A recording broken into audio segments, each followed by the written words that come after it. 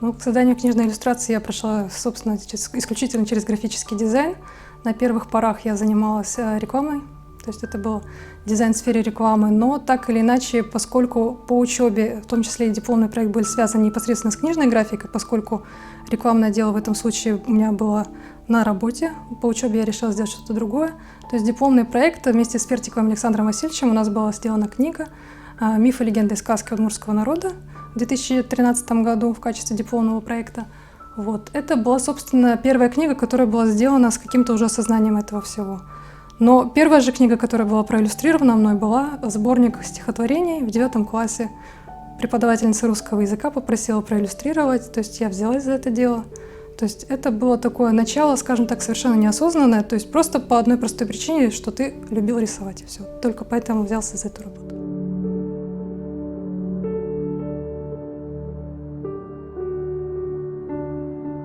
Нет, с книгами у меня отношения были, в принципе, хорошие. Читать я начала достаточно рано. Иллюстрации меня всегда, в принципе, привлекали. Другое дело, что я никогда не думала, что я буду заниматься книжной иллюстрацией. На, скажем так, каких-то первых своих представлениях о профессии я думала, что я буду художником-иллюстратором. Потом я немножко узнала о техническом процессе этого всего, поняла, что это очень сложно для меня, и я не готова рисовать одно и то же по 10 раз. Вот, скажем так, потому что анимация — это все равно какое-то, скажем так, последовательное иллюстрирование каких-то вещей, да, то есть, вот, скажем так, я переключилась на то, что я буду дизайнером. Прекрасно, замечательно, выучилась все-таки на графического дизайнера, работала параллельно с учебой в этой сфере. Вот, книги как любила, так и люблю. Другое дело, что книги сейчас, скажем так, удовольствие несколько дорогое, если мы будем говорить о каком-то хорошем техническом исполнении, да, книг, то есть это дорогое удовольствие. Если мы говорим о том, что нам нужна какая-то информация, нам нужно что-то читать, сейчас еще есть альтернатива в виде интернет какой-то информации, да, то есть тут так или иначе без книг в любом случае никуда, потому что чисто эстетически бумажная книга никуда точно не уйдет. Иллюстрация, она всегда следует за текстом, она либо как-то его дополняет, скажем так, позволяя включиться именно в саму вот эту атмосферу книги, либо, может быть, немножко на контрасте сработать с его содержанием, заставляя как-то парадоксально взглянуть на эту всю ситуацию. То есть есть художники, которые целенаправленно идут на какой-то контраст с содержанием, то есть либо дополняют уже тексты авторов, либо немножко, скажем так, провоцируют на какую-то фантазию самих читателей. То есть в этом случае иллюстрация, она тоже действует исключительно на то, чтобы вовлечь человека в чтение, дополнить, заинтересовать, то есть это исключительно эти ее функции. Иллюстрации могут, скажем так, выбираться исключительно технически, то есть когда у нас уже сверстан текст, мы понимаем, что у нас в какие-то определенные моменты требуются паузы, чтобы читатель остановился на чем-то, да, скажем так, дать небольшую ему паузу, он сосредоточится. То есть в этом случае нам нужны иллюстрации, мы вставляем их туда. То есть бывает так, что ты работаешь самостоятельно с текстом, есть какие-то ключевые моменты, которые интересно проиллюстрировать. То есть не проходная какая-то информация, активные действия какие-то. То есть в этом случае иллюстрация, она получится динамичной и интересной, и, естественно, ее и делать даже будет интересно. По части иллюстрирования книг, это вся работа фактически ночная либо выходного дня, потому что основная моя работа, она как у всех людей, то есть пятидневка с определенным режимом работы.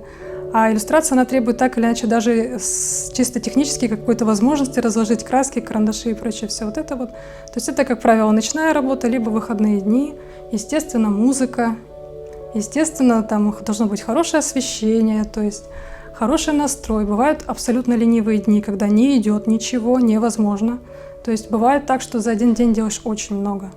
Бывает так, что бьешься и не получается вообще ничего. То есть надо полентяйничать немножко, отдохнуть, переключиться. Очень хороший способ переключиться на какую-то другую иллюстративную работу. То есть несколько проектов одновременно вести, это очень удобно и очень полезно, скажем так. И даже на результате хорошо отражается в любом случае. Ну, смотрите, элементарно, как минимум, это надо поработать с текстом, да, то есть это работа по верстке. Очень много изданий непосредственно без иллюстрации, но с фотографическим материалом, то есть не художественная литература у нас очень большого количества выходит в издательстве, то есть это работа с фотографиями, с любой графической информацией, таблицы, схемы, то есть это не иллюстрация, то есть это совсем другая работа, она техническая, ремесленная, но требующая, тем не менее, и эстетического какого-то подхода, и разумности, потому что это должна быть структурированная информация, человеку должно быть удобно, то есть эта работа заключается именно в этом, то есть фактически работа уже с готовым материалом. Те же самые иллюстрации создаются дома, все. обрабатываются и заверстываются они уже, скажем так, на работе. То есть.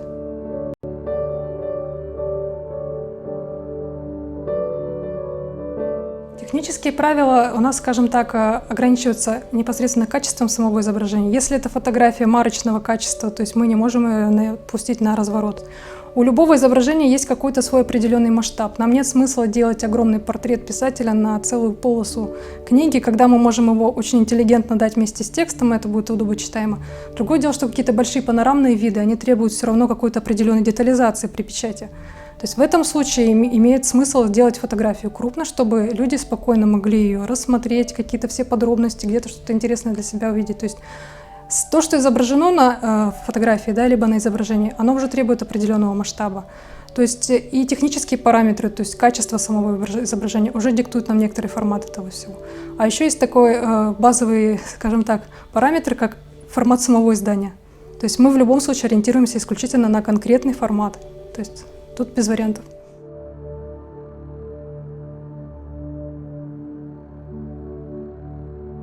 А в этом вся и прелесть, что каждое издание — это новая задача, это новый подход. То есть тут готовых решений, каких-то рецептов нет. То есть приятно работать с крупноформатными изданиями, потому что в них можно большое количество информации уместить и сделать какие-то очень детализированные иллюстрации. То есть то, что потребует какой-то кропотливой, интересной работы. То есть если мы ориентируемся на какой-то маленький формат, это опять-таки экзотика, это приятно делать по одной простой причине, потому что это необычно.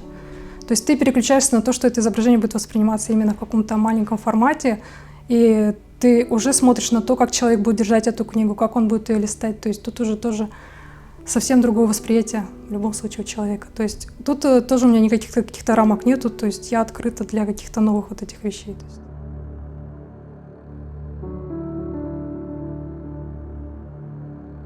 Есть книги, которые мы делаем внутри издательства для себя, то есть это какие-то плановые вещи, когда редакторы находят интересный материал, готовят его, да, и потом внутри издательства мы делаем не на страх, а на совесть, нас не ограничивают никакие сроки, ничего, мы трудимся над конкретными книгами, чтобы получить хороший результат, который нас устроит всех, да. То есть другой случай, когда у нас приходят конкретные заказчики, конкретные авторы, которые хотят издать свою книгу. А у них определенные сроки, частенько каким-то мероприятиям это все требуется сделать, то есть это частенько так. Иногда финансовые какие-то вопросы требуют тоже какой-то мобильности в этом всем по времени, да. То есть берется материал текстовый у авторов, работают у нас наборщики, работают редакторы, работают корректоры, собирают иллюстративный материал, какой-то иллюстративный материал подбирает дизайнер. То есть все коллективом, всем работаем над тем, чтобы подготовить материал именно непосредственно к верстке. Потом это передается на верстку. После верстки технологически требуется обязательно все проверить за дизайнером, обсудить все с авторами, согласовать. То есть тут идет уже работа уже по готовому макету, скажем так, готово на текущий момент, да, по рабочему. Вот, согласовывается, утверждается, исправляется, отдается на несколько серий правку дизайнеру. Опять все это обсуждается, проверяется, пока все не будут довольны результатом, либо когда нам, скажем так, совсем уж не будут поджимать сроки, когда компромиссы будут находиться очень быстро и с авторами, и с редакторами. То есть иногда бывает это так. То есть потом вся вот эта предпечатная работа сделана, подписывается макет в печать, передается в производство на типографию, типография печатает, привозит нам, мы довольны, красивые книги раздаем нашим замечательным авторам. Вот. Либо также часть тиража частенько поступает непосредственно в магазин издательства «Удмуртия», потому что у нас есть собственный магазин, мы занимаемся еще реализацией нашей непосредственно продукции.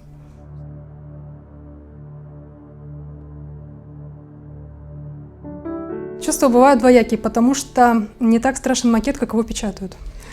Работа печатника, она такая базовая, основополагающая. То есть, что бы ты ни рисовал, как бы ты что ни готовил, печатник в этом случае может либо все испортить, либо напечатать так, как ты не ожидал. То есть тут такая лотерея. Ты уже все подготовил, и причем разные типографии печатают по-разному. Одну и ту же книгу одинаково напечатают некогда. Даже внутри тиража бывают какие-то перепады и по цвету, и по контрастности, и прочее. То есть, когда книга попадает тебе в руки, ты приблизительно знаешь, как на компьютере это все выглядело, может, где-то какие-то цветопробы распечатывал. То есть какие-то ожидания у тебя по этому поводу есть, причем достаточно радужные. Ты берешь книгу и смотришь. Бывает лучше, чем ты мог предположить, просто неожиданно. Бывает, скажем так, намного хуже, чем тебе бы хотелось. То есть качество тут, исполнение, оно очень важно. зависит и от печатных машин, и от материалов, то есть от качества бумаги, да, а это частенько, скажем так, продиктовано финансовым аспектом у нас. И работа печатника, хорошие специалисты на вес золота, я их просто, не знаю, обожаю. Хорошие печатники — это у нас специалисты, которые нужны не меньше, чем дизайнеры, абсолютно точно. Дело в том, что обложка, она фактически является лицом книги, она должна интриговать. Это не должно быть какое-то решение, скажем так, ожидаемое, простое или что-то в этом роде. Большинство обложек, которые мы сейчас, скажем так, делаем для издательства «Удмуртия», они у нас в любом случае согласовываются с авторами. То есть моя технология работы по обложкам с авторами заключается в том, что я предлагаю определенные варианты. Вот, согласовываем те варианты, которые больше подходят автору. Выбираем какие-то, бывает с справками, бывает прямо вот как сделали, так и оно идет, собственно, в печать. То есть так или иначе, основное правило обложки — это то, что должно быть обязательно информация об авторе и его названии. Это должно быть читаемо, то есть без вариантов. Человек не должен стоять как шарады, разгадывать вот эти все вещи. Вот. Потом оно должно быть эстетически привлекательно, интригующе и, естественно, в чем-то отражать содержание книги, потому что мы не можем предложить нашим читателям кота в мешке. Он не должен стоять гадать, о чем эта книга. Заинтриговать — да. Где-то увести немножко в какие-то метафоры — да. Но при этом все должно быть, скажем так, в рамках самого вот этого произведения, оно так или иначе все равно диктует. И стилистические какие-то подходы, и художественные, где-то даже иллюстративный ряд уже исходит из того, что у нас содержится в тексте, о чем эта книга. То есть тут критерии, собственно, отбора такие.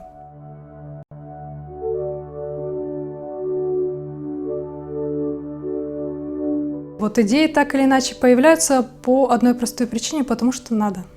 Вот я не владею абсолютно удмуртским языком. Часть изданий, которые мы проиллюстрировали, они на удмуртском. В том числе и антологии, вот эти сборники детских, да, каких-то произведений. Очень много книг мы изготавливаем на удмуртском языке, я им не владею. В этом случае подключаются мои замечательные переводчики, редакторы и корректоры из учебного отдела. Пристаю к ним, чтобы они мне рассказали, о чем, какие детали там есть в тексте. Условно говоря, описать какие-то сигнальные вещи, там, не знаю, какого цвета маечка у мальчика, какого цвета волосы у девочки. Есть в тексте какие-то конкретные вещи, на которые надо опираться при иллюстрировании этого всего. Потому что такие вещи частенько бывают в тексте, то есть описание. И игнорировать их при создании иллюстрации ты не можешь элементарно. То есть ходишь, расспрашиваешь, узнаешь, где-то переводишь эти тексты дополнительно, обращаешься к другим людям. А с поэтическими сборниками совсем сложно, потому что ты пристаешь, чтобы тебе перевели стихотворение. А это все равно, что песню пересказать. Либо ты напишешь что-то хорошо, свое, талантливое, либо ты очень вяло перескажешь для дизайнера содержание стихотворения. То есть здесь могу только большое спасибо сказать коллективу издательства «Удмуртия», потому что они в этом случае подсказывают, помогают, судя по тому, как принимаются работы, подсказывают правильно, верно и готовы тратить на это время свое дорожайшее. Поэтому иногда приносят тексты, и я даже не знаю их содержания. Не то, что там какой-то отзыв внутренний у меня возникает или что еще что-то такое. То есть это так или иначе работа с текстом, она идет уже через редакторов и людей, которые знают этот язык. То есть в каком-то общении уже ты тратишь свое время, а тратишь ты его в любом случае не зря. Эмоциональный отклик в этом случае 100% абсолютно.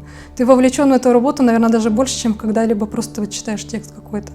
Ты пытаешься понять смысл того, что там написано на этом замечательном, богатом удмуртском языке, который ты совершенно не понимаешь.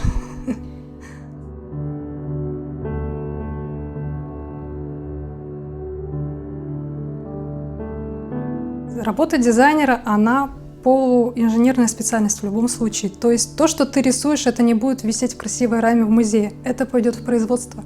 Это определенное тиражирование, это прикладной характер твоей специальности. Этими книгами будут пользоваться люди. Они должны быть удобные, они должны быть практичные, они должны быть технологически просты в изготовлении. То есть эти все моменты надо держать в голове. То есть тут специальность, она полутехническая. Какие бы, скажем так, художества у тебя в голове не заседали, что бы ты ни хотел делать, так или иначе технологии диктуют свое. Ты должен это абсолютно точно учитывать, и тут без всяких вариантов.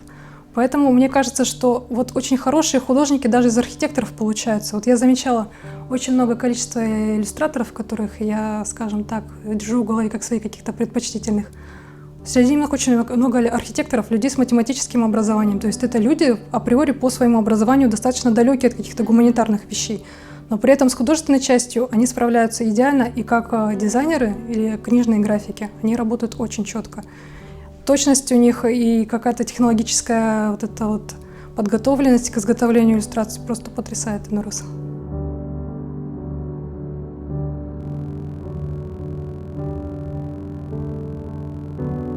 Скорее всего, это так или иначе какая-то эмпатия, понимание эмоционального отклика ожидаемого от того, что ты делаешь, да? То есть твое, скажем так, непосредственное какое-то влияние на восприятие текстов книг. Как авторы пытаются своими произведениями как-то воздействовать на мысли и чувства людей.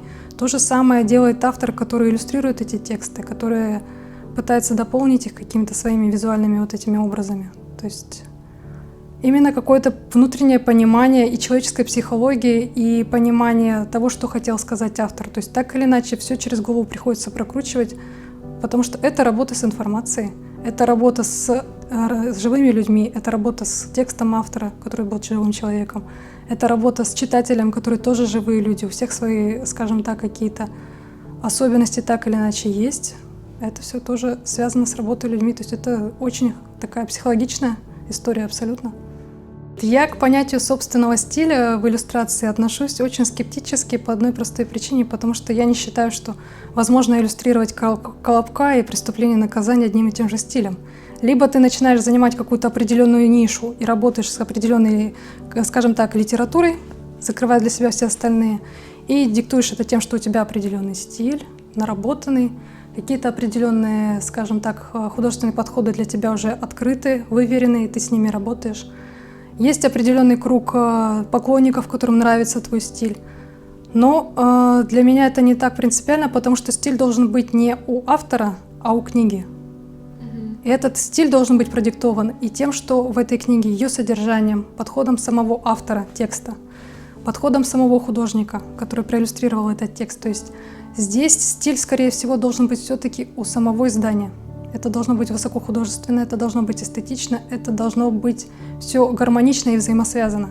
Когда же мы говорим о каком-то своем стиле, да, наработанном, узнаваемом, если люди преследуют это какое-то определенное направление своей деятельности, да, то это скорее из области коммерции, потому что им принципиально важно, чтобы люди знали, что они получат, когда обращаются к нему за иллюстрированием, да, и, скажем так, сами читатели знали этого автора. То есть так или иначе это из области скорее больше коммерции. Но опять-таки определенные какие-то характерные особенности иллюстрации могут вырабатываться и проявляться независимо от самого автора.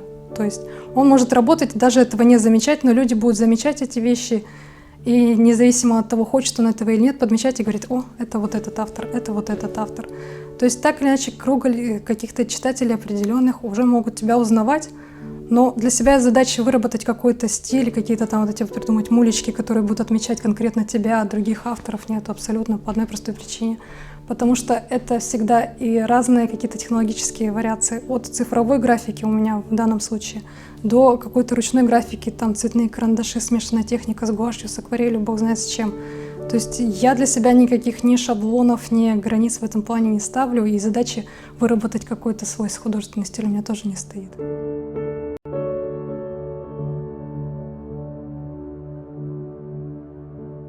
Большое удовольствие все-таки дает именно ручная графика по одной простой причине. Времени препровождения за компьютером мне очень хватает. И уже те книги, которые я начинала рисовать в цифровой графике, периодически к ним приходится возвращаться, где-то что-то доделывать и поправлять, я понимаю, что это уже просто, скажем так, тяжело. И цифровая графика, в моем понимании, она все равно немножко ограничивает. Все равно это начинается все с работы с карандашом, за бумагой. Ты делаешь, разрабатываешь, двигаешь, подбираешь, потом делаешь скан. С этого скана уже потом отрисовываешь именно в цифровом виде, да?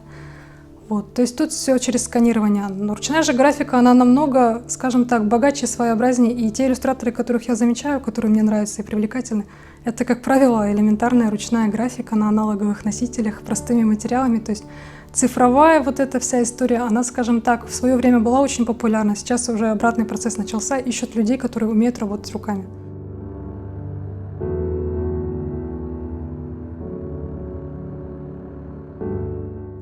Вопрос такой, скажем так, провокационный, потому что Есть произведения, которые сложно отнести к той или иной категории, да.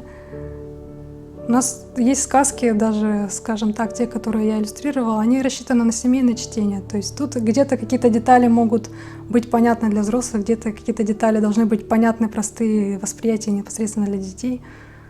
Конечно, детская иллюстрация, она дает больше простор для каких-то таких вот вещей, связанных с фантазией, с какими-то экспериментами по цвету, потому что дети, они очень открыто все воспринимают. Взрослые, так или иначе, они все равно находятся в каких-то рамках исключительно из-за каких-то шаблонов, которые в детстве были им заложены, потому что какая-то литература была непосредственно уже до этого, какой-то процент насмотренности у них есть, ожидания от каких-то иллюстративных вещей у взрослых уже, скажем так, больше запрограммированы, чем у детей.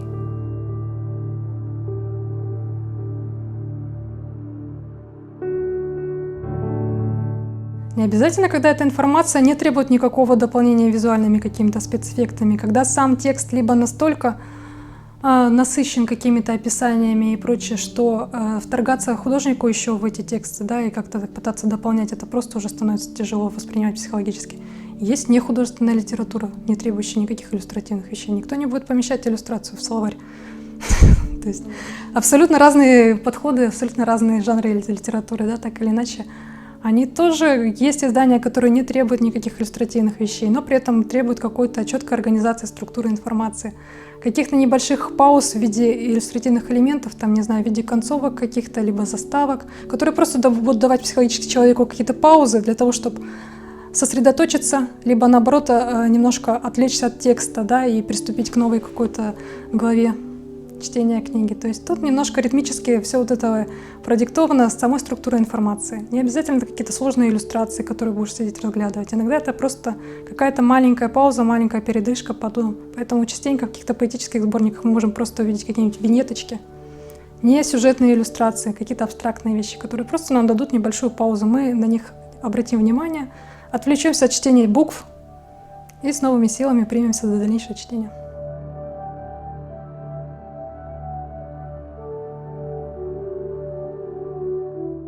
Самое приятное и радостное, когда эта иллюстрация получилась при печати. Потому что рисовать можно бесконечно хорошо, бесконечно долго, но так или иначе люди увидят то, как она выглядит в самой книге. Никто не увидит твою иллюстрацию, то, как она, скажем так, нарисована на бумаге. Люди получат готовое издание, и если исполнение книги передало все тонкости каких-то оттенков, какие-то хорошие графические какие-то элементы, тонко выполнены, хорошая качественная печать, конечно, это экстаз полный, потому что то, что ты сделал, получилось так, как ты хотел. Вот. И тут, скажем так, какие-то вещи, связанные с негативным каким-то восприятием иллюстрации, ну, тут, скажем так, какие-то неприятные вещи чаще всего связаны именно с тем, что не получилось то, как ты хотел. Оно не выглядит в итоге то, как это должно было выглядеть в твоем понимании. Выгорание не случалось по одной простой причине, потому что книжной иллюстрацией и какими-то книжными вот этими вещами, книжной графикой я стала заниматься параллельно с рекламной деятельностью. Да?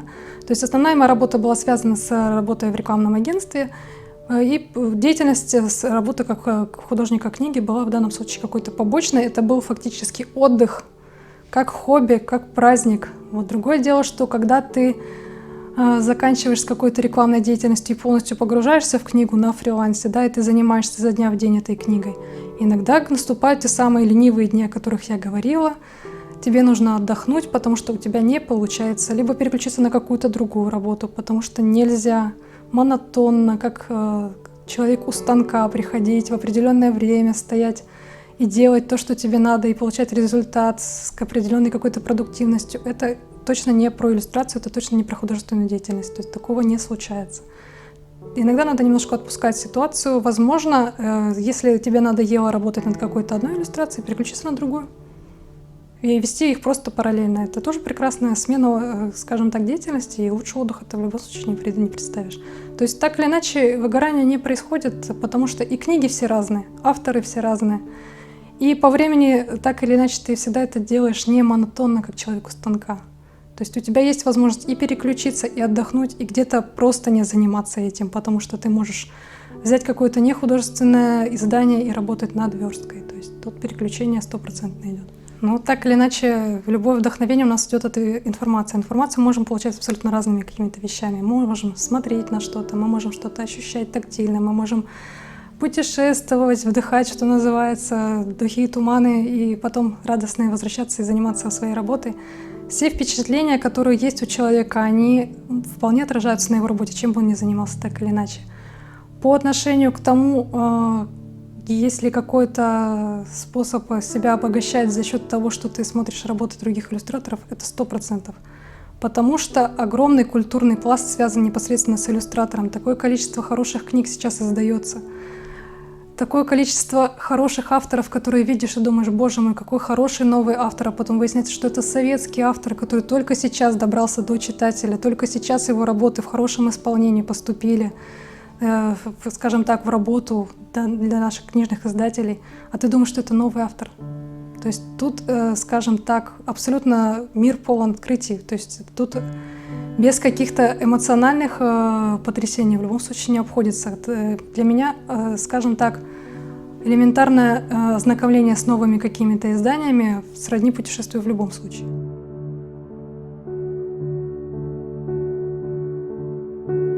Абсолютно радужное будущее у книжной иллюстрации, потому что сейчас на данный момент я наблюдаю то, что мало того, что люди следуют тем традициям, которые были сформированы, да, еще непосредственно к истории книжной графики, так и технический уровень определенных авторов, он абсолютно ничуть не ниже. А по степени какой-то фантазийности намного даже превосходит многие классические какие-то вещи. Дело в том, что даже сейчас чисто технологически новые материалы, качество бумаги позволяет людям намного больше ожидать от отображения этих самых иллюстраций. То есть какие-то тонкие тональные переходы, цветовые какие-то сочетания намного проще отобразить, нежели это было бы на какой-нибудь бумаге, которая была еще в советские годы.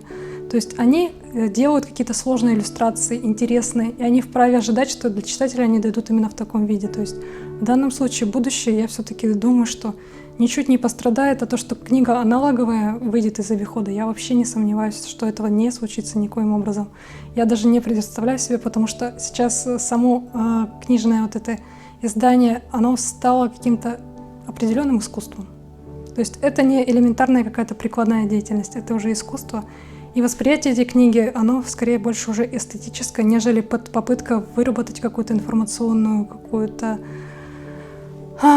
содержательность до этого всего. То есть как-то так.